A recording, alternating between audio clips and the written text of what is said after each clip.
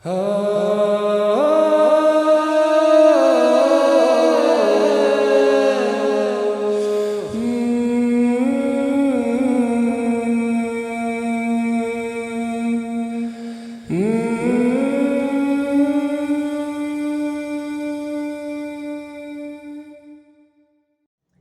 primeiro dos crimes é o crime de estupro. Por que é o primeiro? Porque ele é o mais grave, tá?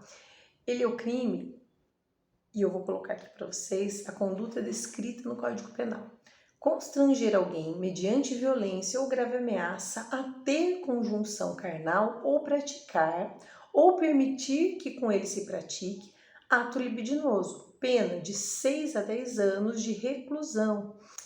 E no parágrafo 1º, nós temos o resultado lesão corporal grave ou se a vítima tiver entre 14 e 18 anos.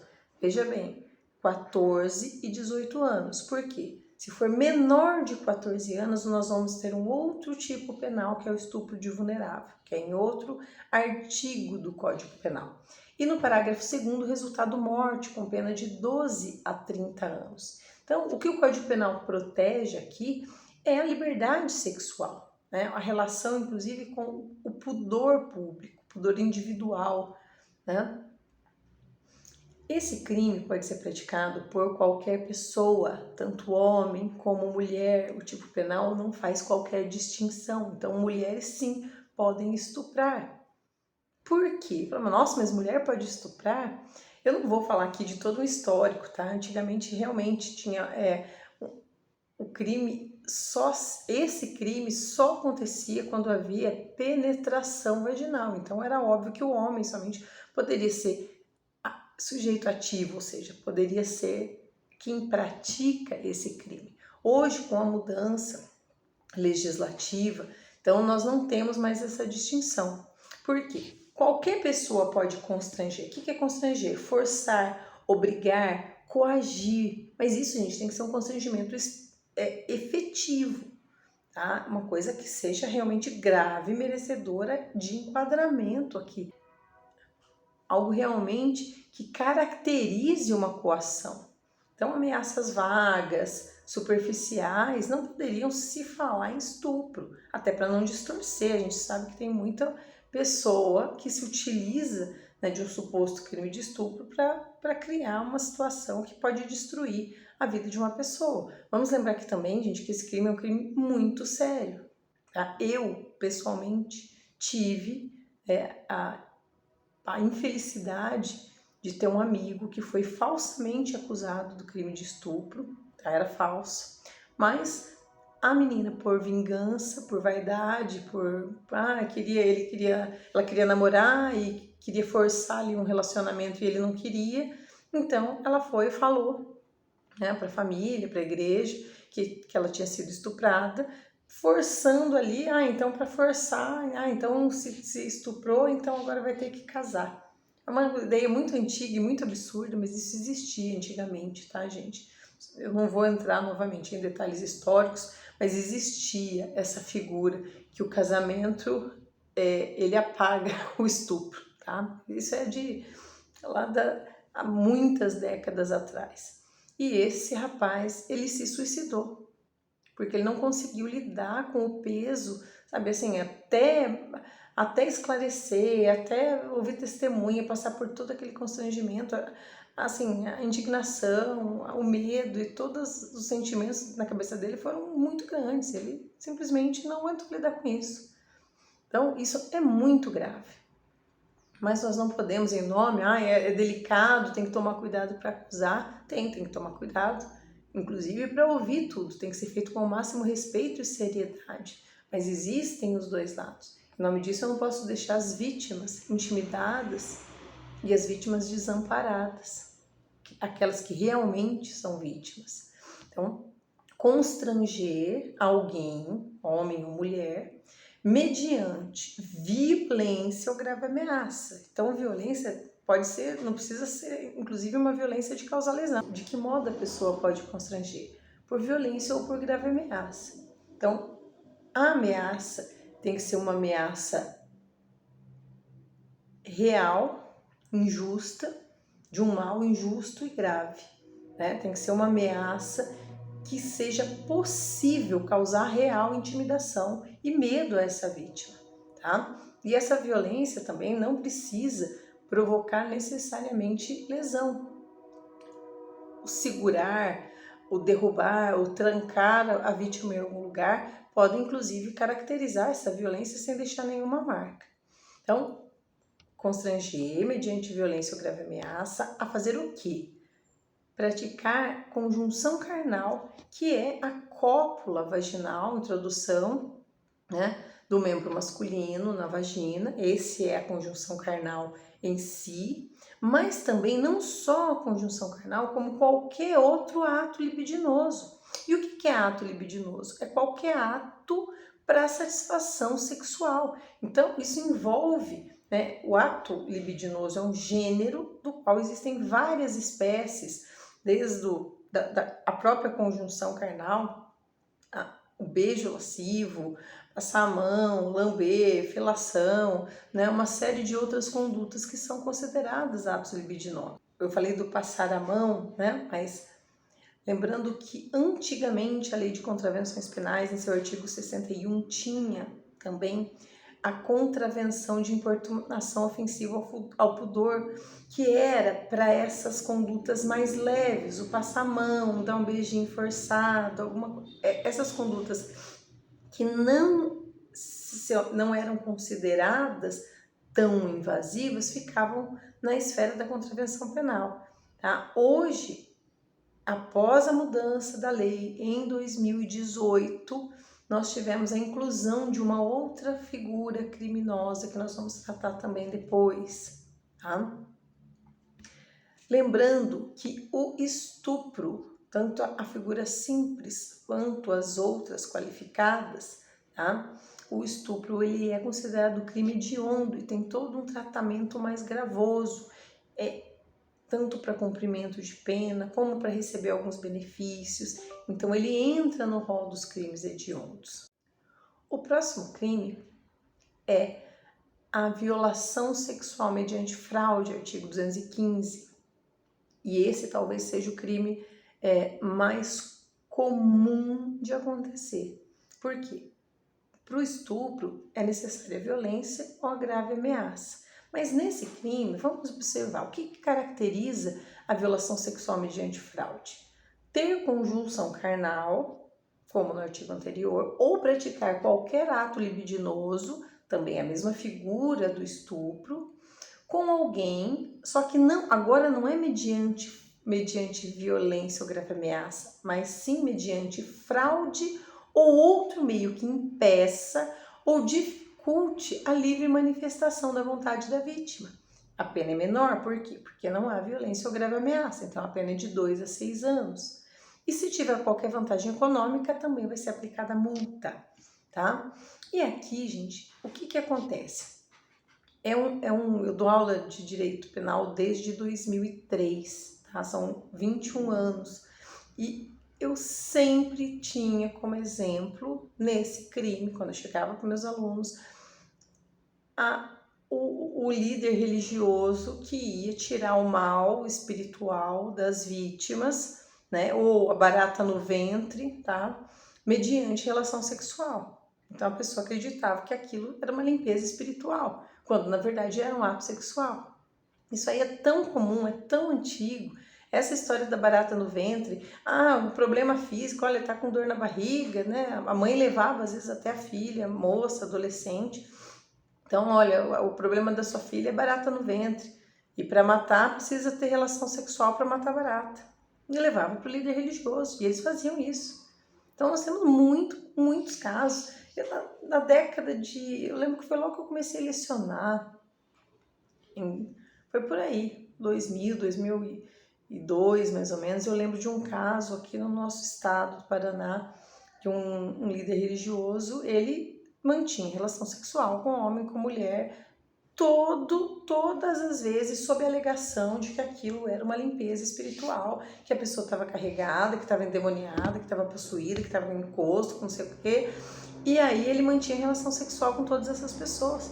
que a relação sexual era a única forma da energia de Deus, dele, fluir através da pessoa, tá? Só que aí, você percebe, esse específico, na época, ele tinha um patrimônio, sei lá, de 2, 3 milhões de reais, porque ele cobrava muito caro, inclusive para praticar crimes. As pessoas eram levadas a acreditar que aquilo fazia parte de um ritual. Então, aqui a vítima, ela está sendo utilizada de fraude, e a fraude aqui é mentir sobre o ritual de Umbanda. Então, quando eu pego um líder religioso de Umbanda, um falso sacerdote, que fala que aquilo é parte do ritual religioso, ele está utilizando um engodo, uma enganação para praticar crime sexual, tá? Então aqui a gente não está tratando de enganar para ter relação sexual o namoradinho, né? Olha, né? Vamos ter relação sexual, que eu quero casar com você. Não é nada disso, tá? Aqui eu tô utilizando uma fraude em relação ao ato sexual em si, entende? Então, o namoradinho que mente pra namoradinha, fala assim, não, eu vou casar com você, eu vou te pedir em casamento, nós vamos casar, então já podemos ter relação sexual. A vítima não está enganada em relação ao ato sexual em si, está enganada em relação a uma vantagem que ela acredita, né, ser uma vantagem posterior, que seria o casamento. Agora, para acontecer esse crime aqui, a vítima ela tem que ser enganada em relação ao ato sexual. E isso é muito difícil acontecer, tanto que os 2 casos que eu dava era justamente do irmão gêmeo, que mente, e isso é fraude sexual, né? Que é o irmão gêmeo que se passa pelo irmão para ter relação com o companheiro, com o cônjuge do gêmeo, e no caso de sacerdotes religiosos que mentiam que aquilo era parte, não era um ato sexual, mas sim parte de um ritual religioso. Então, são os casos, né, de curandeiros, etc. Então, aqui, gente, não é só, como nos artigos anteriores, não é só a relação carnal, não é só a conjunção carnal, mas qualquer ato libidinoso também se enquadra nesse crime, tá? Nós temos um crime, assim, muito, e os relatos, assim, são, e eu quero deixar bem claro, isso tem que ser dito com todas as letras, não existe, primeiramente, não existe cerimônia dentro da Umbanda que o pai de santo tenha que apalpar a pessoa com as mãos, que a pessoa tenha que ficar nua e o pai de santo apalpar, aplicar banho apalpando a pessoa, esfregando na pessoa para tirar energia ruim. Deus me livre e guarde, gente, não existe isso, tá? Aí vocês vão me perguntar assim, ai, mas eu vi na rede social que tem um ebó que o pai de santo tem que passar comida na pessoa. Aí eu te pergunto, meu filho, minha filha, ebó é de Umbanda? Ai, mas na minha casa tem. Ó, algumas casas com forte influência do candomblé vão fazer ebó. Então, poucas, são casas que realmente têm uma influência grande de candomblé, porque ebó é algo tradicional do candomblé, é um ritual muito bonito, muito forte, e não tem nada de ficar palpando sexualmente, tá? O pai de santo, ele passa a comida, joga como se fosse despeja a comida na pessoa, né? O mais próximo que nós temos disso, nós não chamamos de ebó, porque não é assim que nós tratamos, mas nós temos o banho de pipoca de Obaluaí. Nós já fizemos na nossa casa várias vezes, e aí? Alguém apalpa alguém aí? Claro que não, gente. Despeja pipoca, faz, mas não tem, sabe assim, aquele contato sexual com nenhuma parte íntima da pessoa, de forma nenhuma. Uma outra coisa também, os nossos banhos que são constantes, eles são aplicados sempre pelo próprio filho de fé, tá? Ah, mas tem gente que dá banho nos filhos dentro do terreiro. Sim, individual, cada um toma o seu banho. Tem alguns, gente, eu não vou ser radical assim, existem alguns banhos que é só o chefe que prepara, existem alguns banhos que é só a entidade que prepara, que manda fazer, isso é legítimo, existem casas que fazem isso de forma legítima, de boa fé, É parte do ritual daquela casa. O vô já fez na nossa casa banhos para serem tomados lá. Como que foi esse banho? Nós fizemos, o vô preparou o banho e ele falou, agora vai.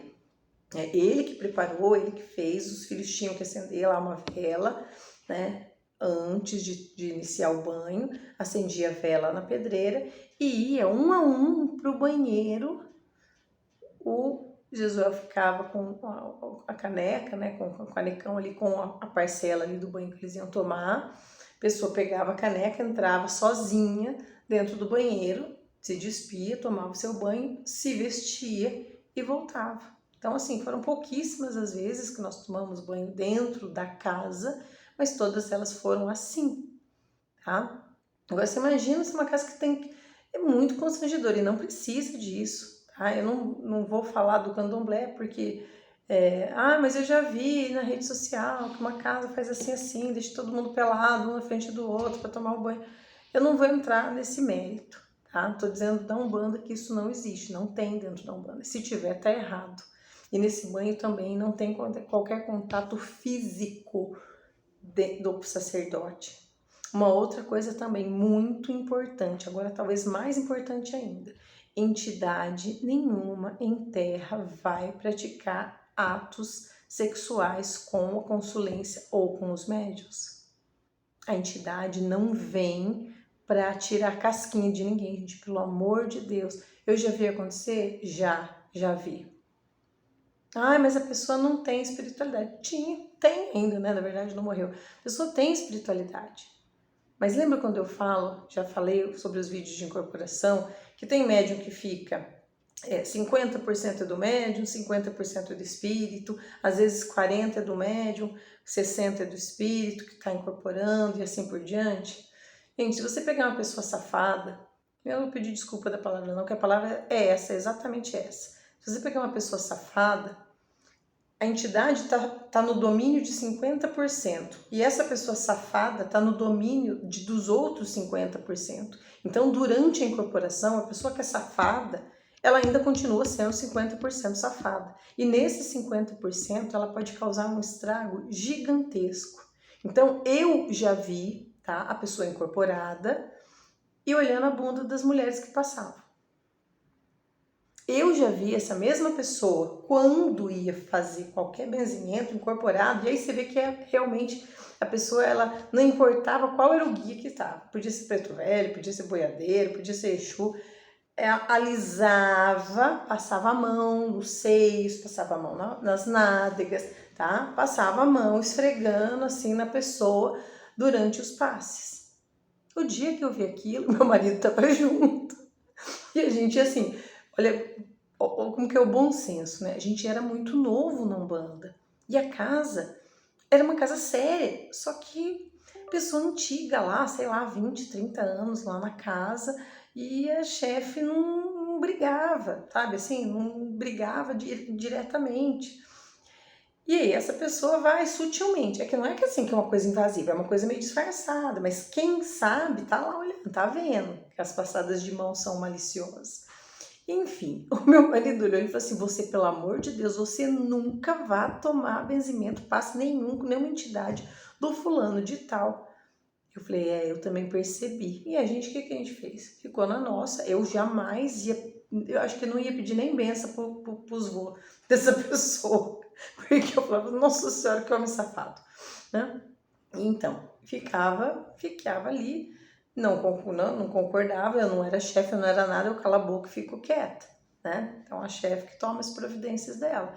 Eu acho um insulto, sai da casa. Não aguenta lidar, então você sai da casa. Então, não pode interferir na chefia do outro. Então, nós tivemos também casos dentro da nossa casa, da pessoa também, aquela sutileza, sabe? Você percebe, então, quando é mulher assim, assado mais nova, tal, bonitinha. Então, os benzimentos são mais assim, mais carinhosos, e a mão começa a correr. Gente, isso não existe. Imagina que entidade vai vir causar um desconforto desse na pessoa que está ali desesperada procurando atendimento. Não, a pessoa foi expulsa da casa e tem que ser. Tá? Mas dá uma chance. Não, dá uma chance em outro lugar. Em outro lugar ele tem outra chance, ali dentro ele pode fazer muito estrago. Não pode. Isso não é ruim só para casa, isso é ruim para a Umbanda. Isso não pode ser tolerado.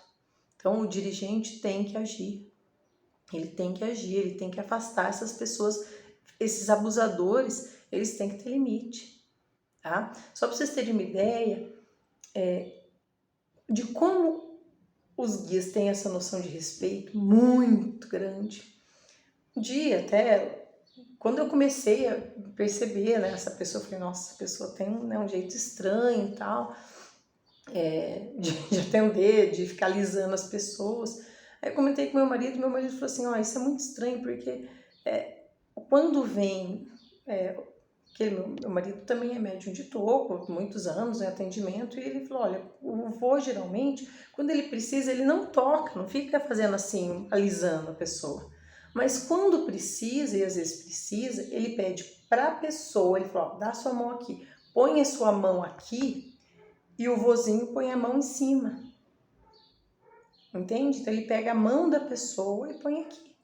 Ou vira as mãos, se vai passar, né, no braço, faz com a mão virada. A avó, por exemplo, é no máximo aqui, ó, nessa região do braço, nos ombros que ela faz, né, tal, assim. É uma coisa que eu nunca nem... Mesmo quando vira as costas, ela não toca, não fica alisando as pessoas. No máximo aqui nas costas, pega, às vezes com erva, passa erva nas costas. Não há justificativa para a entidade ficar praticando atos libidinosos e nem perto disso durante o benzimento.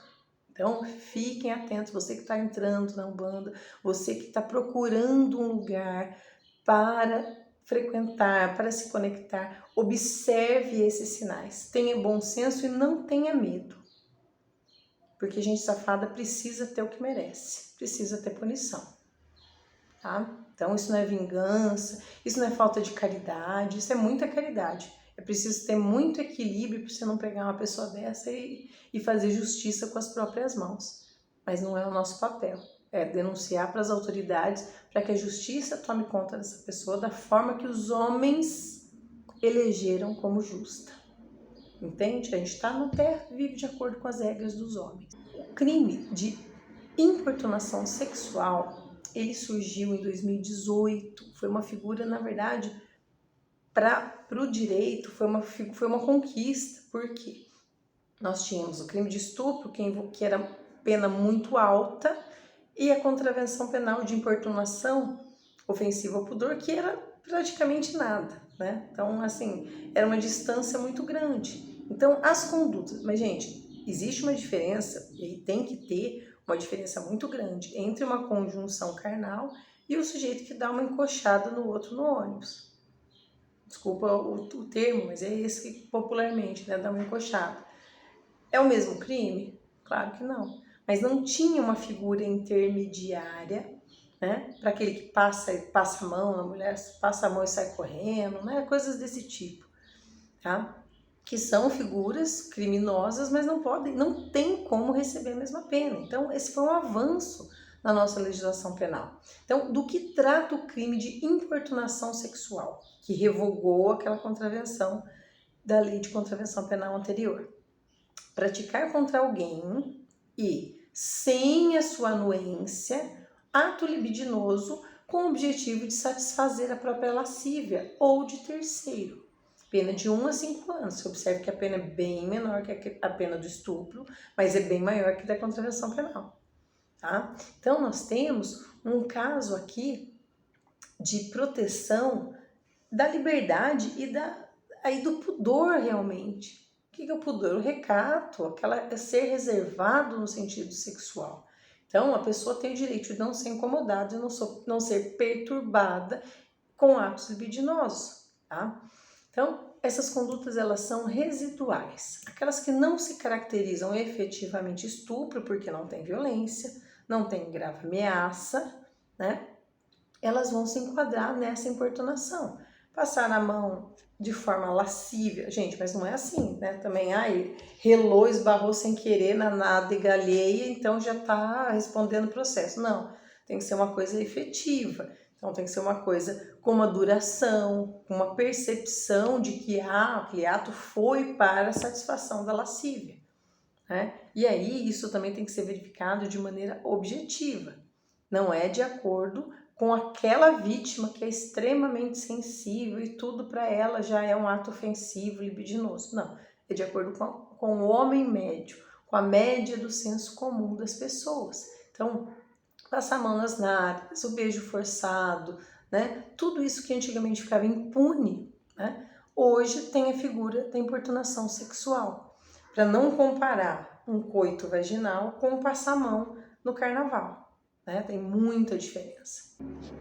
Dentro da Umbanda também nós podemos encaixar... existe uma outra figura que pode parecer pertinente, por isso que eu resolvi trazer, que é o crime de assédio sexual. Para vocês entenderem, constranger alguém com o intuito de obter vantagem ou favorecimento sexual, prevalecendo-se o agente da sua condição de superior hierárquico ou ascendência inerentes ao exercício do cargo, emprego ou função, pena menor, de 1 a 2 anos. Aqui, gente, a gente está falando em constranger no sentido de importunar, né? Importunar alguém para receber algum tipo de vantagem ou favorecimento sexual. Só que nesse crime específico, só pode praticá-lo quem tiver uma condição hierárquica superior de emprego, cargo ou função. E aí eu pergunto para vocês, o dirigente de Umbanda, ele é superior hierárquico? Mas essa superioridade é chefe dos filhos, concorda? Existe a chefia hierárquica dentro do terreiro, mas essa superioridade hierárquica, ela decorre de emprego? Não. Cargo? Não. Função? Não. Então nós temos aqui um crime voltado para as relações de trabalho, ambiente de empresa, muito mais do que para terreiro. Inclusive, eu coloquei para vocês algumas decisões dizendo que a ascendência religiosa está fora desse tipo penal. Por quê? Inclusive, nesse mesmo crime, quando da sua criação, os incisos que dispunham, ou seja, que tratavam do ministério religioso, foram vetados. Então, a vontade do legislador não é essa. Então, quando deixa dúvidas, a interpretação, os julgados dos nossos tribunais. Então, tem decisão até, tem várias decisões, eu vou colocar aqui para vocês. O dirigente espiritual, ele não se enquadra nesse crime de assédio sexual, tá? Eu vou deixar aqui algumas referências, alguns doutrinadores, né, algumas decisões, para que vocês entendam.